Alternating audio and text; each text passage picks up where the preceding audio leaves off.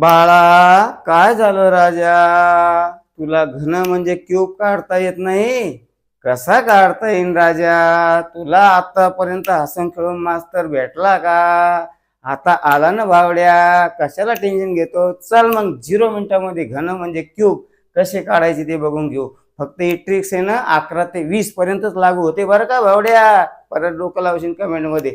चल मग, या ठिकाणी कोणाचा घन काढायचा आहे? 11चा. आपण 11ला 11 काय करू, मांडून घेऊ. त्यानंतर एक उभी लाईन मारू, पुन्हा एक लाईन उभी मारू. त्यानंतर युनिट अंक कोणता आहे म्हणजे एकक कोणता आहे? एक. एकचाच या ठिकाणी वर्ग मांडायचा आणि एकचाच या ठिकाणी घन मांडायचा. एकचा वर्ग एक आणि एकचा घन एक. त्यानंतर पहिल्या अंकाखाली आणि शेवटच्या अंकाखाली काय करायची? फुल्ली मारून घ्यायची आणि एकची दुप्पट 2 आणि या एकची दुप्पट 2 मांडायची आणि या दोघांचा डायरेक्ट खपकन गुणाकार बेरीज करून टाकायची. काय करून टाकायची? बेरीज. 2 1 1 2 आणि 1 3 आणि 2 आणि 1 3 आणि 1 1.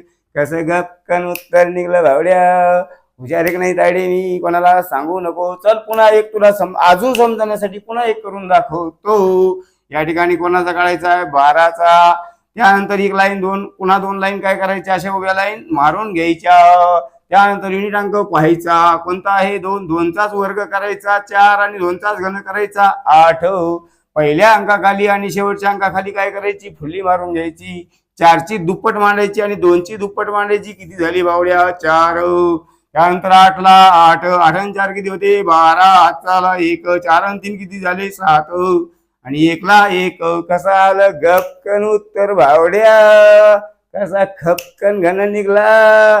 मग आता तू गपकन या 13चा घन काढणार आणि खपकन कमेंट मध्ये ध्यान करून फेकणार मग भावड्या आणि माझी तायडी सुद्धा.